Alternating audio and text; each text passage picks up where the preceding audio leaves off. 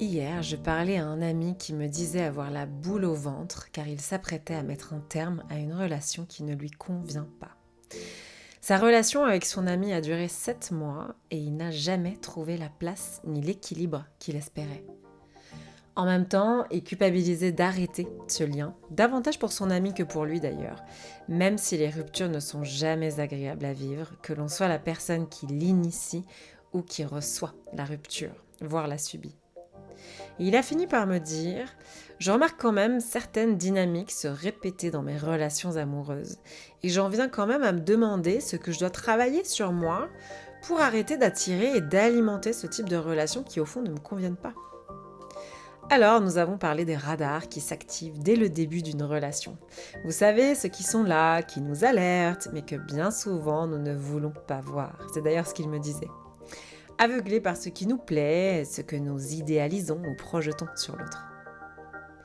Bonjour à toi, bienvenue dans Ose ta transformation, le podcast qui sème l'audace de suivre l'appel de sa transformation intérieure. Je suis guide en transformation, mentor, canal, j'accompagne depuis 2019 les êtres qui ressentent l'appel d'un profond changement sans encore parvenir à l'enclencher dans la matière. Je crée des programmes qui activent tes déclics et tes révélations. Je t'aide à sortir de l'auto-sabotage, du flou intérieur, de ces schémas sacrificiels et de cette culpabilité qui t'empêche à ce jour d'oser poser tes limites dans le respect de ton intégrité. Je t'amène à te retrouver pour te reconnaître intégralement en apprenant à t'aimer, à te respecter et à t'honorer. Et depuis cet espace, je t'amène à impulser les justes actions pour commencer à créer une nouvelle réalité qui te fait vibrer. J'ai aussi parlé du corps à mon ami parce qu'en l'apprenant à l'écouter, j'ai appris à arrêter plutôt des dynamiques qui ne me convenaient pas fondamentalement. Oui, parce que notre corps agit et réagit pour nous faire sentir quand ce que l'on vit n'est ni juste ni aligné avec notre aspiration de cœur. Parce que nous étirons parfois le temps d'un lien qui ne nous satisfait parfois déjà pas au départ, trouvant à nous adapter en se disant que cela pourrait bien marcher. Alors aujourd'hui, j'avais très envie d'aborder la question de la rupture. Le fait de savoir arrêter une dynamique, mettre fin à une circonstance, rompre un lien qui ne nous nourrit plus, voire qui nous éteint petit à petit. Savoir se positionner et dire « on arrête ici » pour respecter ce qui est là à l'intérieur, même quand ça reste encore flou sur ce que la rupture va engendrer pour nous. Même si ça peut faire peur de ne pas connaître la suite et de lâcher ce qui peut avoir comblé certains besoins du présent, ce qui a pu nourrir le sentiment d'une forme de sécurité, d'être accompagné, face à une solitude qui parfois est fuie, car redoutée. J'imagine que tu te sens concerné par ce que je veux te partager aujourd'hui, car nous avons tous et tous au moins une fois vécu une rupture en nous disant a posteriori: pourquoi suis-je restée aussi longtemps dans ce lien? Pourquoi ai-je insisté? Pourquoi ne me suis-je pas écoutée alors que dès le départ, j'ai eu des indices qui me montraient que cette relation ne me convenait pas véritablement? Que j'ai eu à faire des efforts pour m'adapter à ce qui ne me correspondait pas, à ce que j'aspire créer, à goûter, à vivre et à manifester. Évidemment, les choses peuvent au contraire être douces, agréables et complaisantes au départ, puis s'envenimer par la suite. Dans tous les cas, aujourd'hui, à mes yeux, il est essentiel d'apprendre à savoir s'arrêter lorsqu'une relation nous étouffe, nous limite, nous éteint, nous force ou nous amène à nous travestir, à sacrifier des espaces, voire des personnes et des idéaux qui font pourtant partie de nos piliers fondamentaux personnels. Alors certains diront peut-être: est-ce vraiment possible d'atteindre un idéal? L'essence d'un idéal n'est-elle pas faite pour exister dans l'esprit, de base, difficile à atteindre, à matérialiser? Eh bien, je ne pense pas, non. Tout dépend, à mon sens, de notre conception et de nos croyances. Si je pense que cela est difficile, voire impossible, alors sans y croire, je n'y parviendrai certainement pas, en effet. Si je crois qu'il est difficile de créer mon idéal, de vivre dans le respect intégral de ce qui est bon et juste pour moi, de manifester parfaitement ce que je désire dans le respect de mon intégrité et de ma liberté, alors oui, j'aurais tendance à m'adapter et à me complaire dans des situations qui ne me conviennent jamais tout à fait, mais dans lesquelles j'accepte néanmoins de m'investir, car c'est ce qui se présente à moi. Et qu'au fond, je doute du fait de pouvoir espérer créer ce qui serait aligné et vibrant pour moi. Pour ma part, je sais que mon amie se pose une question clé, que je partage souvent d'ailleurs en consultation, en permettant à mes clients d'opérer un changement de perspective dans ce qu'elles traversent et ce qui les éprouve si profondément. Que fait-on sur le plan intime, individuel, pour précisément attirer et continuer de nourrir les dynamiques relationnelles qui se répètent dans le temps, alors qu'elles ne nous amènent aucune satisfaction, mais plutôt de la frustration, de la tension intérieure, certains malaises, beaucoup trop de rumination, la contraction de notre estomac par moments, ce souffle court, la palpitation cardiaque, une angoisse, une boule au ventre, la sensation d'être enfermé, limité dans sa façon d'être, dans son feu, dans sa passion, dans sa créativité et dans sa joie. C'est là que mon ami m'a parlé de la peur de sa solitude. Cette appréhension qu'il retrouve à chaque fois que se termine une relation qui ne le nourrit pas, mais qu'il redoute en même temps de se retrouver célibataire, face à lui-même, un électron libre qui aimerait pourtant avancer à deux. Je crois que nous expérimentons tous et toutes ces situations. Et vous savez pourquoi ? Parce qu'elles sont des initiations personnelles qui arpentent notre évolution, individuelle et collective. Et pourquoi collective ? Parce qu'à chaque fois qu'un individu parvient à s'émanciper d'un schéma comportemental qui l'amène à se dévaloriser, à s'abandonner, voire à se sacrifier, il allège par conséquent son arbre généalogique de tout le poids qu'aura causé l'impact de situations similaires qui se répétaient déjà dans le passé, mais face auxquelles ses ancêtres n'avaient pas trouvé de clé, n'avaient pas pu contacter les ressources qui leur auraient permis de retrouver cette liberté personnelle.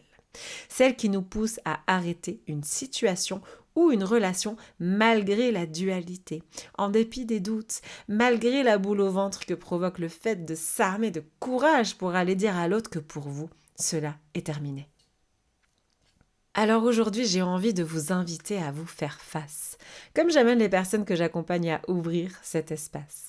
Un temps de clarté et de sincérité avec vous-même pour révéler les circonstances et ou les relations qui ne vous satisfont pas aujourd'hui, qui ne vous nourrissent pas, qui vous frustrent, vous éteignent, qui vous limitent et vous font progressivement vous éloigner de vous-même, de votre essence, de votre joie, de ce qui compte pour vous, qui alimente votre aspiration à avancer différemment, aligné à votre vérité personnelle. J'aimerais vous inviter à vous demander ce qui vous retient de dire, de faire face, d'oser agir pour vous aussi vous émanciper de ce qui pèse, de ce qui retient, de ce qui tend, de ce qui alourdit, qui gangrène et qui éteint votre flamme intérieure. Quelles sont ces peurs qui vous empêchent à ce jour de briser la glace, d'oser dire votre vérité, de poser cette limite qui s'éclaire en vous, que vous sentez vouloir pourtant honorer depuis un temps déjà dans certains cas ? Les reconnaître est le premier pas de géant qui vous permet de voir où vous en êtes, là, présentement. Et savoir où nous en sommes sur le plan intime et individuel nous permet de comprendre l'endroit depuis lequel nous entrons en lien avec un ou une autre et nourrissons la relation. Depuis l'appréhension d'une solitude, d'un vide, depuis la réminiscence d'un abandon, depuis un besoin de combler, de répéter ce qui a été dans mon foyer, voire de faire tout pour ne jamais reproduire ce que j'ai vécu étant enfant, tout en alimentant inconsciemment l'autre extrême, laissant le déséquilibre et l'insatisfaction se manifester, bien que différemment. Si aujourd'hui tu te sens fatigué, insatisfait, insatisfaite, frustré, éteint, limité, c'est qu'une part de toi au moins a besoin que tu la contactes pour faire le point. Et cette part a certainement des choses à te dire, en toute sincérité, de toi à toi-même. Des choses que tu n'as peut-être pas été en capacité d'écouter ni entendre jusqu'ici. Que la situation ou la relation que tu vis t'invite précisément à aller rencontrer, mettre en lumière, conscientiser. Oui, ces situations et ces relations sont bien des initiations pour évoluer. Certainement éprouvantes et en même temps profondément libératrices. Tu as le droit de penser et d'agir par toi-même et surtout pour toi. Pour ton mieux-être, pour ton allègement, pour retrouver ton entrain, ta joie de vivre, pour voguer sereinement vers ton épanouissement personnel. Le sourire aux lèvres et l'amour dans le cœur. Alors je souhaite que cet épisode t'amène à penser à ces espaces dans ta vie qui te pèsent et ceux où tu ne te permets peut-être pas encore d'honorer ta vérité, ta liberté à choisir ce qui est juste, bon et qui vibre à l'intérieur de toi. Et je souhaite vraiment que mes mots ici agissent comme un baume pour t'envelopper dans ce processus d'introspection, pour t'amener du courage de mettre en lumière et d'accueillir avec amour ta vérité personnelle, et ainsi envisager d'ajuster les dynamiques déséquilibrées et ou infructueuses, infertiles, pour cheminer vers une libération psycho-émotionnelle qui t'amènera précisément à vivre, à goûter et à créer de nouvelles circonstances, à manifester des relations qui te nourrissent et qui t'élèvent, qui honoreront l'être que tu es, car tu auras d'abord choisi de te respecter et par ce choix de t'aimer.